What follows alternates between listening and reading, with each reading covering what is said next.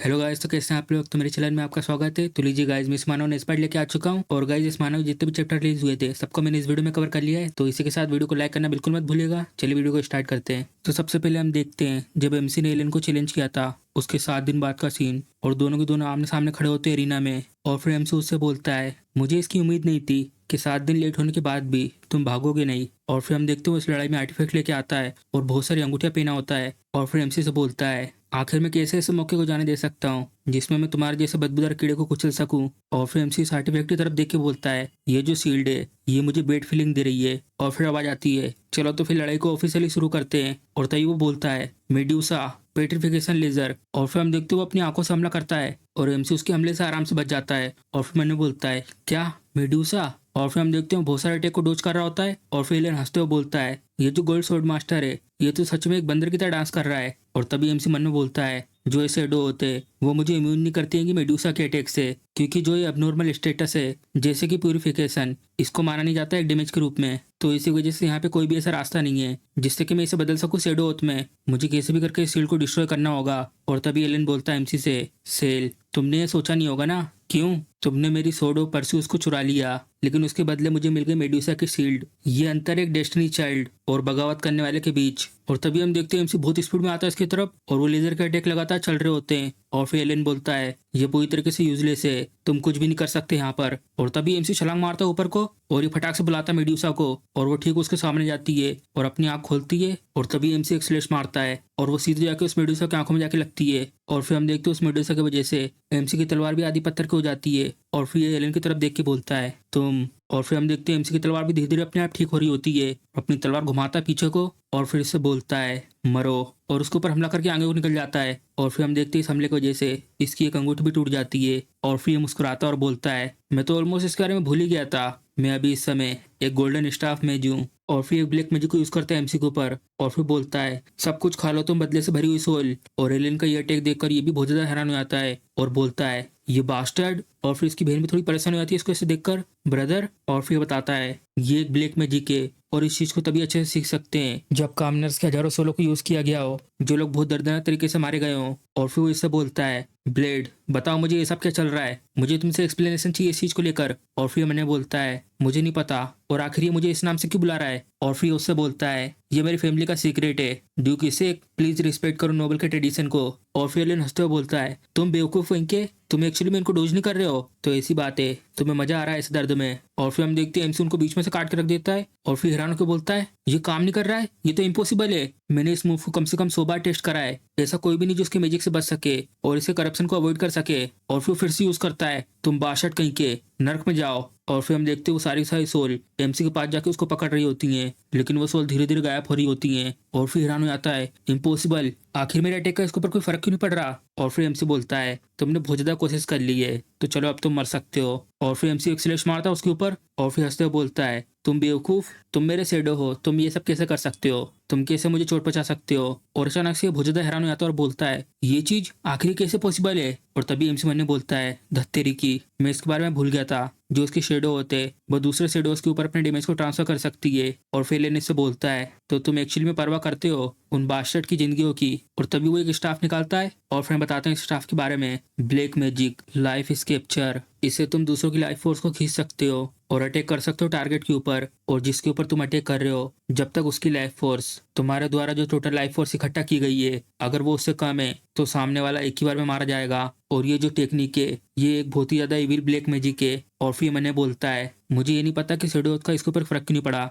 लेकिन ये डेफिनेटली इस मैजिक से नहीं बच पाएगा। और फिर हम देखते हैं जितने भी शेडोज होते हैं वो इन सब की लाइफ फोर्स को खींच रहा होता है। और फिर बोलता हंसते हुए, अगर ऐसी बात है तो मैं इन लोगों की लाइफ फोर्स को यूज करूंगा इस मूव को दिखाने के लिए। और फिर हम देखते हैं सब लोगों की लाइफ फोर्स खींचने के बाद सबके सब कमजोर हो जाते हैं और धीरे धीरे गिरने लगते हैं। और फिर एंड्रे बहुत ज्यादा चिंता में आ जाती है और बोलती है, आखिर ये सब क्या हो रहा है तुम लोगों के साथ। और फिर हम देखते हैं उसने बहुत सारी लाइफ फोर्स को इकट्ठा कर लिया होता है। और फिर हंसते हुए बोलता है, क्या तुमने गिव अप कर दिया रेस्ट करना, लेकिन क्या तो शेम की बात है, लेकिन मैं नहीं रोकूंगा उन बादशाहों को सजा देना। और फिर एमसी देखता है उसकी तरफ और तभी अपनी तलवार को जमीन में गड़ा देता है। और फिर बोलता है, मैं सेल मना करता हूँ, तुम्हारे जैसा जानवर बनने से। और फिर हम देखते हैं एमसी एक टेक्निक यूज कर रहा होता है और उसके स्वॉर्ड के आसपास बहुत सारे मैजिक सर्कल बन जाते हैं। और फिर बताते हैं ये एक फॉरबिडन मैजिक है, ब्लड फॉर्मेशन। और फिर हम देखते हैं एमसी के स्वॉर्ड में से एक पावरफुल अटैक जाता है और उस अटैक से एलियन की मैजिक स्टाफ भी टूट जाती है। और अपनी मैजिक स्टाफ टूटता देखकर ये भी बहुत ज्यादा हैरान हो जाता है। और फिर हम देखते हैं जितनी भी लाइफ फोर्स इनकी गई थी सारी की सारी वापस आ रही होती है। और तभी हम देखते हैं सरेना के ऊपर एक ड्रैगन उड़ता हुआ आता है और उस सरेना के ऊपर जो शील्ड लगी हुई थी उसको तोड़ते हुए अंदर को आता है और वो एमसी के पीछे खड़े होकर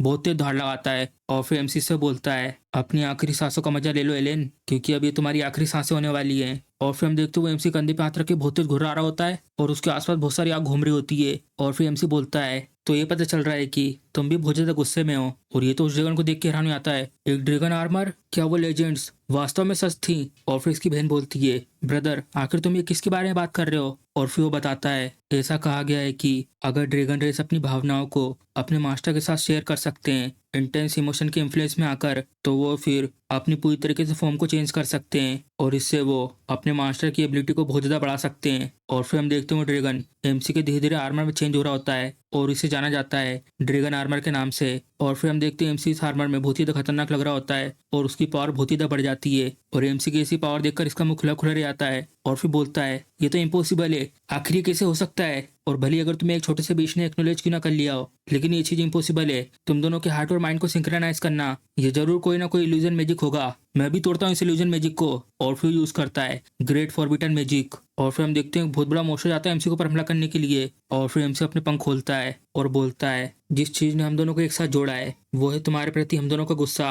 और फिर हम देखते हैं एमसी उस मॉन्स्टर के ऊपर बहुत सारा अटैक मारता है और फिर सीधे इसकी तरफ बढ़ रहा होता है और फिर इसके ऊपर अपनी तलवार से हमला करता है, लेकिन ये एमसी के हमले को अपनी छड़ी से रोकने की कोशिश करता है। और तभी हम देखते हैं एमसी उसका हाथी काट देता है और फिर चिल्ला रहा होता है ये तो बहुत ज्यादा दर्दनाक है। और फिर एमसी बोलता है ये जो कट था ये वो उन मासूम लोगों के लिए था जिन लोगों के टैलेंट को तुमने चुराया है। और एलियन की ऐसी हालत होने के बाद ये भी बहुत ज्यादा डर जाती है और फिर उठ के बोलती है एलियन। और फिर डुक बोलते हैं हेरा बैठ जाओ। और फिर हम देखते हैं उसका हाथ कट चुका होता है और फिर बोलता है तुम बास्टर्ड तुम्हारी हिम्मत कैसे हुई? और तभी एमसी छलांग मारता है और जो ये मॉन्स्टर होता है इसको बीच में से चीर के आगे की तरफ निकल जाता है और बोलता है और ये उन शेडोज के लिए था जो तुम्हारे और मेरे लिए मारे गए हैं। जितना भी तुमने इविल काम किया है पास्ट प्रेजेंट और फ्यूचर में एलियन, अब तुम नर्क में जाओगे। और तभी हम देखते हैं एमसी की तलवार में एक बोल आके टकराती है और फिर हम देखते हैं उसकी मदद ने इसको बचा लिया होता है। और तभी डुक चिल्लाते हैं हेरा तुम ये सब क्या कर रही हो? ये मेरी कूपर फैमिली की सबसे ज्यादा डरावनी डुएल है, लाइफ एंड डेथ की। और फिर ये बोल रहा होता है ये बहुत ज्यादा दर्दनाक है। और फिर ये बोलता है मैडम तो सच में एस रैंक की मेजें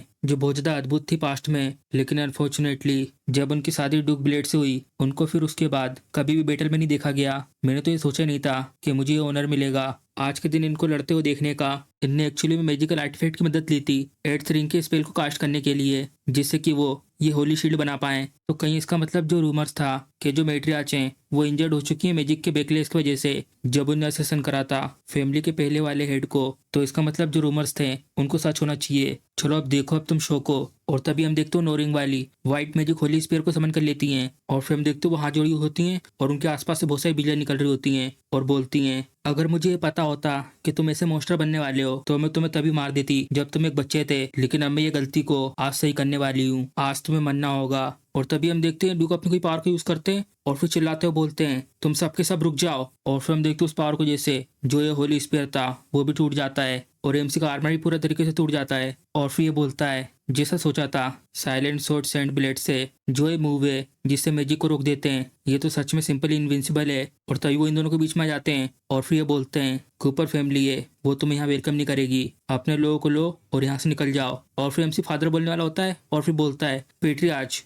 आप ये जरूर रिग्रेट करेंगे। और फिर चिल्लाते हुए बोलती है ब्लेड मुझे इसे मानने दो। और फिर एमसी से बोलता है मेरी टेरिटरी से निकल जाओ इससे पहले कि मैं अपना माइंड चेंज कर लूँ। और फिर हम देखते हैं एमसी के साथ जितने भी लोग होते हैं सारे के सारे जा रहे होते हैं और फिर एमसी बोलता है हम लोग जा रहे हैं। और फिर हम देखते हैं जय का सीन और ये सब के सब यहाँ से निकल रहे होते हैं और फिर एमसी बोलता है इस एक फैमिली के हेड आपको वहां से हमारे साथ निकलने की कोई जरूरत नहीं थी। और फिर ये बोलता है एमसी से बच्चे चलो सीधी बात करते हैं, क्या तुम सच में इंटरेस्टेड हो इस एक फैमिली को ज्वाइन करने में? और फिर एमसी बोलता है ओ मिस्टर ह्यूग क्या आपको कोई दिक्कत नहीं होगी मैं जिसको फैमिली से निकाल दिया गया है, क्या आपका इरादा कूपर फैमिली के ऊपर वॉर डिक्लेयर करने का है क्या? और फिर एमसी की ये बात सुन के ये भी बहुत ज्यादा हैरान हो जाता है और फिर कुछ बोलता नहीं है। और फिर एमसी बोलता है, मिस्टर हुग, हालांकि भले मैं आपकी फैमिली ज्वाइन नहीं कर सकता, लेकिन मैं आपके साथ एक डील कर सकता हूँ। और फिर वो बोलता है, ओ आखिर किस तरीके की डील? और फिर एमसी बोलता है, जो किंग है वो बहुत ही ज्यादा बीमार है और जो वॉर नोबल्स के बीच में वो भी बहुत ही ज्यादा करीब है। अगर मैं सक्सेसफुली एंटर कर जाता हूँ इंपीरियल अकेडमी में तो वो सबसे पहले आप ही होंगे जिनको सबसे पहले लेटेस्ट न्यूज़ मिलेगी कैपिटल की तरफ से। और फिर ये बोलता है, तुम तो सच में बहुत ज़्यादा कैलकुलेटिव हो, तुम ये चाहते हो कि मैं तुम्हारी मदद करूं इंपीरियल अकेडमी में तुम्हें एनरोल करने में, आखिर में तुम्हारे पर भरोसा क्यों करूं? और फिर एमसी मन ने बोलता है, जबकि मेरा जो स्वॉर्डमैनशिप का टैलेंट है वो इस रैंक का है, ये मेरा परफेक्ट टाइम होगा मेरे लिए मेरे ट्रम्प कार्ड को यूज़ करने का। और फिर एमसी उनसे बोलता है, क्योंकि मैं बन चुका हूँ एक direct disciple hidden sword saint चिरिस का। और फिर वो बोलता है, क्या ये चिरिस? और फिर हम देखते हैं एमसी इसकी बात कर रहा होता है और यहाँ पे गेट के सामने पीपा के बैठा हुआ होता है और तभी एक इसे हिचकी आती है और फिर बोलता है, धत्तेरी की, आखिर कौन बात कर रहा है मेरे बारे में? तो इसी के साथ हमारा एपिसोड खत्म हो जाता है। और गाइस अब इसका अगला एपिसोड अगले हफ्ते आएगा। तो इसी के साथ अगर आपको वीडियो पसंद आई है तो वीडियो को लाइक, चैनल को सब्सक्राइब करना मत भूलिएगा। चलिए मिलते हैं अगले एपिसोड में।